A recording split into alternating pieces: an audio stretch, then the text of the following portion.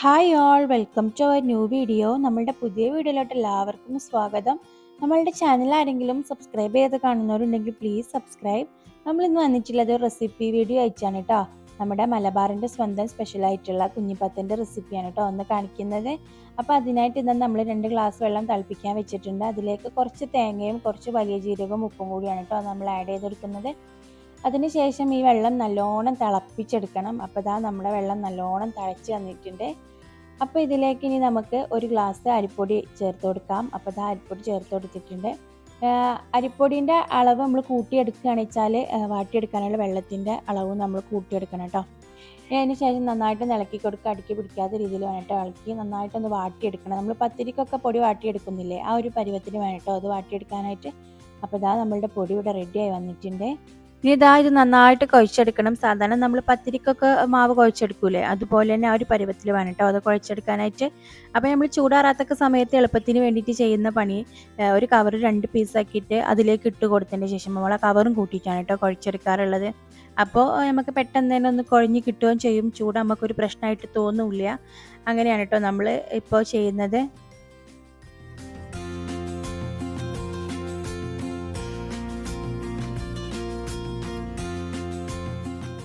അപ്പോൾ ഇതാ നമ്മളുടെ പൊടി ഏകദേശമൊക്കെ നന്നായിട്ടൊന്ന് കുഴഞ്ഞു വന്നിട്ടുണ്ട്. ഇനി നമ്മൾ കവറിൽ നിന്ന് മാറ്റിയിട്ട് ഒരു തട്ടിൽ വെച്ചിട്ട് ഒന്നും കൂടി ഒന്ന് കുഴച്ചെടുക്കുകയാണ് കേട്ടോ.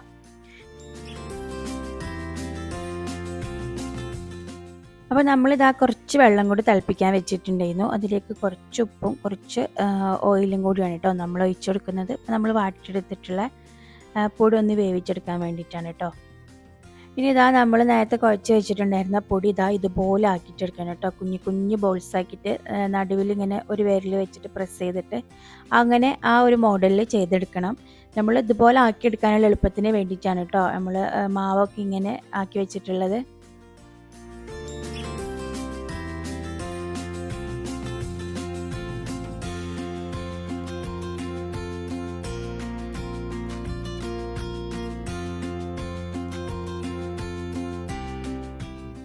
അപ്പോൾ അതാ നമ്മളുടെ ബോൾസൊക്കെ ഇവിടെ ഫുള്ള് റെഡിയാക്കി വെച്ചിട്ടുണ്ട്. ഇനി നമ്മൾ നേരത്തെ തിളപ്പിക്കാനായിട്ട് വെച്ചിട്ടുള്ള വെള്ളം തിളച്ച് വന്നിട്ടുണ്ട് കേട്ടോ. അതിലേക്ക് നമ്മൾ ഈ ബോൾസ് കംപ്ലീറ്റ് ഇട്ട് കൊടുക്കുകയാണ്. ഇനി അതൊന്ന് നന്നായിട്ട് വേവിച്ചെടുക്കണം കേട്ടോ. അത് ഓൾറെഡി കുക്കഡാണ്, എന്നാലും 2-3 മിനിറ്റ് വേവിച്ചതിന് ശേഷം ഒന്ന് നല്ലോണം തിളപ്പിച്ചെടുക്കണം.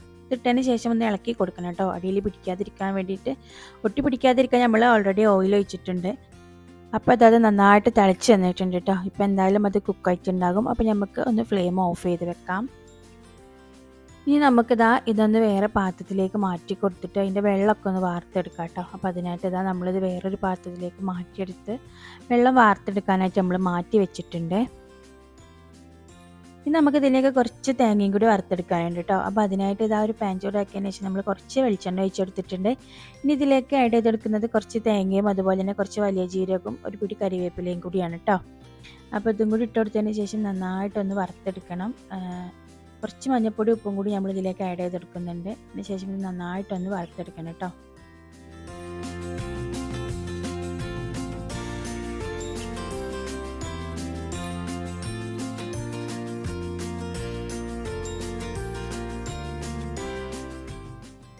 തേങ്ങ റെഡിയാവുന്ന സമയം കൊണ്ട് നമുക്ക് ചിക്കൻ കറിയിലേക്കുള്ള മസാലക്കൂട്ട് റെഡിയാക്കി എടുക്കാം.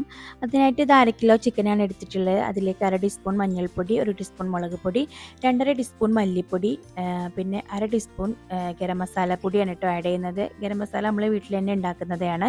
പിന്നെ അതിലേക്ക് കുറച്ച് ഉപ്പും കൂടി ചേർത്ത് കൊടുക്കട്ടോ. ഓൾറെഡി നമ്മൾ വേവിച്ചെടുത്തിട്ടുള്ള പത്തലിലൊക്കെ ഉപ്പുണ്ട്, അതുകൊണ്ട് തന്നെ കുറച്ച് ഉപ്പ് ചേർത്തിട്ടാൽ മതി കേട്ടോ. അപ്പോൾ ഇനി നന്നായിട്ടൊന്ന് മിക്സ് ചെയ്തതിന് ശേഷം നമ്മൾ കുറച്ച് വെള്ളം ഒഴിച്ചു കൊടുക്കണം. ഇനി ഇത് 2 വിസിൽ വരെ ഒന്ന് വേവിച്ചെടുക്കാം കേട്ടോ. അപ്പോൾ നമ്മൾ നേരത്തെ വറുക്കാൻ വേണ്ടിയിട്ട് വെച്ചിട്ടുണ്ടായിരുന്ന തേങ്ങയും റെഡിയായി വന്നിട്ടുണ്ട് കേട്ടോ. അപ്പോൾ ഈ ഒരു കളറ് അയച്ചിട്ടുണ്ടെങ്കിൽ നമുക്കിതൊന്ന് ഫ്ലെയിം ഓഫ് ചെയ്ത് വെക്കാം. വറുത്തെടുത്തിട്ടുള്ള തേങ്ങ കുറച്ച് മാറ്റി വെക്കുകയാണ് കേട്ടോ. അത് നമുക്ക് ലാസ്റ്റിലേക്കുള്ള ആവശ്യത്തിന് വേണ്ടിയിട്ട് പകുതി മാറ്റി വെക്കുന്നുണ്ട്. പകുതി നമ്മളൊരു മിക്സിയുടെ ജാറിലിട്ടിട്ട് നമ്മൾ നന്നായിട്ടൊന്ന് അരച്ചെടുക്കണം കേട്ടോ. നല്ല പേസ്റ്റ് പരുവത്തിൽ നന്നായിട്ട് അരച്ചെടുക്കണം കേട്ടോ. അപ്പോൾ നമ്മൾ തേങ്ങ ഇട്ടതിന് ശേഷം കുറച്ച് വെള്ളം കൂടിയാണ് കേട്ടോ ആഡ് ചെയ്ത് കൊടുക്കുന്നത്. ഇത് നന്നായിട്ടൊന്ന് അരച്ചെടുക്കണം. അപ്പോഴത്തേനും നമ്മളുടെ കറി റെഡിയായി വന്നിട്ടുണ്ട്. അപ്പോൾ ഇനി നമ്മൾ അരച്ച് വെച്ചിട്ടുള്ള തേങ്ങയുടെ മിക്സ് നമുക്ക് ഇതിലേക്ക് ഒഴിച്ചു കൊടുക്കാം.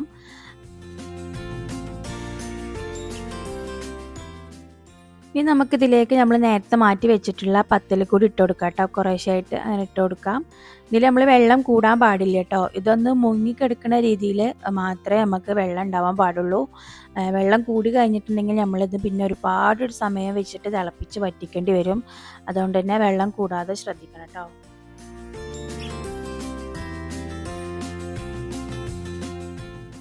ഇനി ഇതെല്ലാം കൂടി നന്നായിട്ടൊന്ന് മിക്സ് ചെയ്ത് കൊടുക്കണം കേട്ടോ. ഹറിബറിയായിട്ട് ചെയ്യൊന്നും വേണ്ട, പതുക്കെ ചെയ്താൽ മതി കേട്ടോ. നന്നായിട്ട് മിക്സ് ചെയ്ത് കൊടുക്കണം.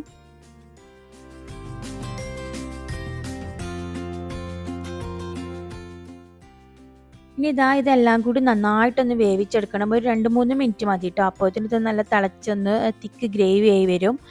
പിന്നെ ഇതിൻ്റെ മസാലയും ഇതിലെല്ലായിടത്തും പത്തലിലൊക്കെ നന്നായിട്ട് പിടിക്കാനും കൂടി വേണ്ടിയിട്ടാണ് കേട്ടോ നമ്മളിങ്ങനെ ചെയ്യുന്നത്. ഇതൊന്ന് വറവിട്ടെടുക്കണം. അതിനായിട്ട് ഒരു പാൻ ചൂടാക്കി അതിലേക്ക് കുറച്ച് വെളിച്ചെണ്ണയും 2-3 ചെറിയ ഉള്ളിയും കുറച്ച് കറിവേപ്പിലയും കൂടി ഇട്ടിട്ട് നന്നായിട്ടൊന്ന് മൂപ്പിച്ചെടുക്കണം കേട്ടോ. അപ്പോൾ നല്ല ഉള്ളിൻ്റെ കളറൊക്കെ നന്നായിട്ട് മാറി വന്ന് ബ്രൗൺ കളറായി വന്നിട്ടുണ്ട്. അപ്പോൾ ഈ സമയത്ത് നമ്മൾ റെഡിയാക്കി വെച്ചിട്ടുള്ള മിക്സ് ഈ പാത്രത്തിലേക്ക് മാറ്റി കൊടുക്കാം. പിന്നെ 2 മിനിറ്റ് ഒന്നിങ്ങനെ ഒന്ന് ഇളക്കി വേവിച്ചാൽ മതി കേട്ടോ. അപ്പോഴത്തേനും ഇത് നല്ല തിക്ക് ഗ്രേവി ആയി വന്നിട്ടുണ്ടാവും. ഇപ്പോൾ നമ്മളുടെ പത്തലിൻ്റെ മിക്സ് നന്നായിട്ട് ഗ്രേവി ആയി വന്നിട്ടുണ്ട്. കുറച്ച് സമയം എടുക്കും കേട്ടോ അത് ഉണ്ടാക്കാൻ വേണ്ടിയിട്ട്. പക്ഷേ അതിൻ്റെ ടേസ്റ്റ് ഭയങ്കര ടേസ്റ്റാണ്. എല്ലാവരും മസ്റ്റായിട്ടും ട്രൈ ചെയ്ത് നോക്കണം കേട്ടോ. അപ്പോൾ നമ്മളുടെ പത്തൽ ഏകദേശം ആൾമോസ്റ്റ് ഇവിടെ റെഡി ആയിട്ടുണ്ട്. നല്ല തിക്ക് ഗ്രേവി ആയിട്ടുണ്ട്, നല്ല തിള വന്ന് നല്ല അടിപൊളി ആയിട്ടുണ്ട്. ഇനി നമ്മൾ നേരത്തെ മാറ്റി വെച്ചിട്ടുണ്ടായിരുന്നില്ലേ തേങ്ങേൻ്റെ മിക്സ്, കുറച്ച് അതും കൂടി ഇതിൻ്റെ മുകളിലേക്ക് ഇട്ട് കൊടുത്തതിന് ശേഷം നന്നായിട്ട് ഇളക്കി കൊടുക്കണം കേട്ടോ.